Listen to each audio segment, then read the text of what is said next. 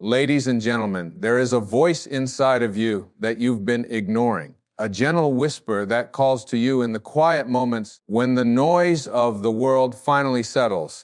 It's not loud, but it's constant. It has been with you since you took your very first breath. And it's saying to you right now, you are not just here to survive, you are here to awaken. We live in a world that teaches us to measure life by accomplishments, by titles, by bank balances, by how many things we own. And yet, deep down, you already know that none of those things can touch the infinite part of you, the part that feels restless, searching for something greater. What you are truly looking for is not outside of you. It's not waiting in some far-off future. It's been within you all along. I want you to imagine, just for a moment, that there is an invisible field of energy surrounding you. A divine intelligence that knows your name, your dreams, and every step you've taken. This field is not judging you. It is not withholding anything from you. It is patiently waiting for you to wake up and remember who you are, a spiritual being, connected to God here on purpose. Right now, as you hear these words, something inside of you is stirring. That's not coincidence. That's your soul recognizing its own truth. You are not here by accident. You are not your mistakes, your failures, or your fears. You are a piece of the divine, a spark of infinite light, and everything you've been praying for is already seeking you. Take a deep breath right here, right now. Let go of the tension. Let go of the story you've been carrying. This is your invitation to step into a higher awareness, where miracles are not a mystery. They are your natural state. And from this moment forward, your life will never be the same. There is something powerful that happens when you truly understand that you are not just a body, not just a mind, not just a collection of memories or experiences. You are so much more than that. You are spirit wrapped temporarily in a human form. And when you grasp this truth, not as a concept, not as something you read in a book, but as a living reality, you begin to see life differently. You begin to see yourself differently. Most of us grew up believing that we are what we do, what we own, what people think of us. We were taught to define ourselves by our achievements, our titles, our reputation, or our appearance. But deep inside, you've always known that none of those things truly define you. You are not your name. You are not your past. You are not even the story you've been telling yourself for years. You are the awareness behind it all, the consciousness that watches, that feels, that knows. I want you to imagine for a moment that you're standing on a shore, watching waves crash on the beach. Each wave is different. Some are big, some small. Some are gentle, others are wild. But all of them are part of the same ocean. That's who you are. Your body, your personality, your life circumstances, they're like those waves. But your spirit, that's the ocean. That's the infinite part of you that never changes, never dies, and is forever connected to God. When you know yourself as spirit, something miraculous happens. Fear begins to lose its grip on you. Because how can fear hold on to someone who knows they are eternal? You stop seeking validation from the world because you realize that you've always been whole. You don't chase after people's approval because you know the source that made you already called you enough. This doesn't mean you reject your human experience.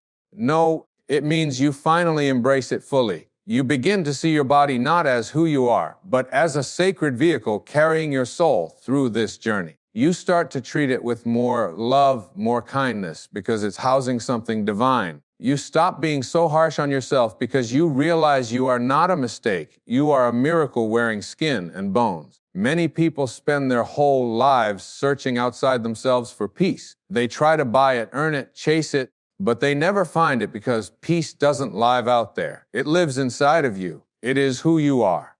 And when you slow down enough to remember this, life begins to shift. The noise of the world fades, and the whispers of your soul become clear. You are spirit having a human experience. That means your power is not limited by your circumstances. Your worth is not tied to your bank account or your title. Your dreams are not too big because the same source that made the stars lives within you. And when you know this, truly know it, you stop shrinking yourself. You stop doubting yourself. You start walking with a quiet confidence because you know you are more than this moment, more than this struggle, more than this body. I want you to take a breath right now and let this truth settle into your heart. You are infinite. You came from a place of love, and one day you will return to that love. But while you are here, your job is not just to survive. Your job is to awaken, to remember, to live as the light that you are. When you see yourself this way, everything changes, not because life suddenly gets easier, but because you begin to move through it with grace, with faith, and with the deep knowing that you are guided every step of the way. There is a force in this universe that you cannot see, but you can feel it. You may call it God's Spirit, Source, or simply the divine. This force has been with you from the very beginning, even before your first breath. It knows your name. It knows your heart. It knows the quiet desires you haven't dared to speak out loud, and it has been gently guiding you all along. Think back on your life. Have you ever noticed moments where something seemed to just happen, as if by coincidence? Maybe you met someone at just the right time, or a door opened when you had almost given up, or a situation fell apart only to lead you to something better. That wasn't luck. That wasn't random. That was this invisible force arranging everything for your highest good. But here's the truth. This force doesn't shout. It whispers. It won't force itself on you because God gave you free will. It waits patiently for you to slow down, to listen, to trust. And this is why so many of us miss it. We're moving too fast, trying too hard, clinging too tightly to control. We want answers now. We want guarantees. But this force works in divine timing, not human timing. It knows when you're ready. It knows the path even when you can't see the next step. I often compare this to driving at night. When you're on a dark road, your headlights only show you a few hundred feet ahead. You can't see the entire journey, but you trust that if you keep moving forward, the road will reveal itself. That's how life works. Spirit is your guiding light. It won't give you the entire map, but it will always give you the next step. And yet, so many of us live as if we are alone, as if everything depends on us, as if we have to figure it all out by ourselves. That's a heavy burden to carry, isn't it? But the truth is, you are not navigating this life alone. You are not abandoned. You are not forgotten. You are being guided by a force that knows exactly why you are here. This guidance shows up in different ways. Sometimes it's a strong gut feeling, a sense deep within that says, don't take that path, or this is the one. Other times it's a whisper in your heart or a sign that appears at just the right moment. A book, a conversation, a song on the radio that feels like it was meant for you. And then there are times when life closes doors, not to punish you, but to protect you because something better is waiting. When you begin to trust this invisible force, life becomes less about struggle and more about surrender. You stop trying to control every outcome and start flowing with the current. You stop worrying so much about how things will happen, and you begin to rest in the knowing that the divine is working behind the scenes. That doesn't mean you sit still and do nothing. It means your actions are now guided by inspiration rather than fear. There is a peace that comes when you finally realize you are not in charge of everything. You are not the conductor of this symphony, you are part of it. And the more you trust this force, the more you see evidence of it everywhere. You'll notice synchronicities. You'll meet the right people. Opportunities will come seemingly out of nowhere. Life will feel less like a battle and more like a dance. So I invite you now to take a breath and surrender. Trust that you are being led. Even if you don't see the full picture, even if you feel lost, remember you are never alone. The same intelligence that makes the sun rise, that orchestrates every star in the sky, is orchestrating your life. This is the truth that changes everything. When you align with this force, miracles are no longer surprises. They are your new normal. One of the greatest barriers to peace is fear. Fear is what keeps us awake at night, doubting our worth, questioning our future, and clinging tightly to things we were never meant to control. But fear is not real in the way you think it is. Fear is a story your mind tells you about a future that hasn't happened yet. It's a shadow, a whisper of what if, and yet it robs you of the joy and freedom you could be experiencing right now. When you are deeply connected to spirit, fear begins to dissolve. You realize that most of what you worry about never comes to pass. You realize that there is an intelligence far greater than your own guiding you, and this intelligence has never abandoned you, not even in your darkest moments. Fear thrives when we forget this truth. It thrives when we believe we are separate from God, separate from others, separate from love. But the moment you remember your oneness, fear begins to fade because light always overcomes darkness. Closely tied to fear is the ego. Now, when I speak of ego, I'm not talking about confidence or self-esteem. I'm talking about that false sense of identity that convinces you that you are only what you own, what you achieve, or what others think of you. Ego says, I am this body, this name, this title, this story. Ego wants to control everything because it feels fragile. It's always defending, always proving, always chasing validation. But here's the truth. You are not your ego. You are not that voice in your head that constantly judges and compares. You are the awareness behind it. You are the witness. And when you realize this, life changes. You no longer feel the need to win every argument, to impress everyone, or to fear failure. You begin to live with a quiet strength because you know you are not defined by the ups and downs of this world. Letting go of ego doesn't mean you stop having dreams or ambitions. It means you stop attaching your worth to them. It means you no longer need success to feel valuable because you understand you are valuable simply because you exist. Ego will try to tell you that your worth is tied to your achievements, your appearance, or your possessions. Spirit whispers, you are enough. You have always been enough. When you let go of ego, you also let go of the need to control everything. You stop trying to manipulate outcomes and you begin to trust the flow of life. And with that trust comes peace. Imagine holding a handful of sand tightly in your fist.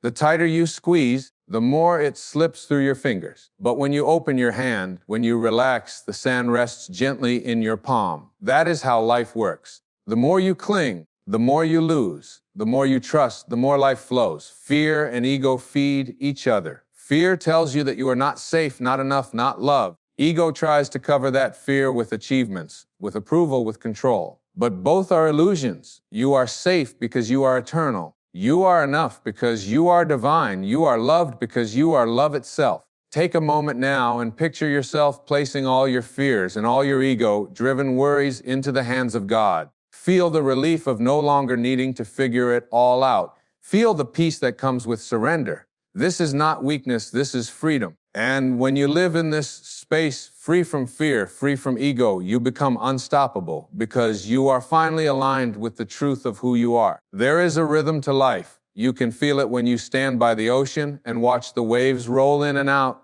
never in a hurry, never behind schedule. You can see it in the way seasons change effortlessly, how trees bloom, shed, and rest all without struggle. This rhythm is divine energy at work, a force that governs the entire universe. And whether you realize it or not, that same energy is flowing through you right now. The question is not whether this energy is available to you. The question is whether you are in harmony with it.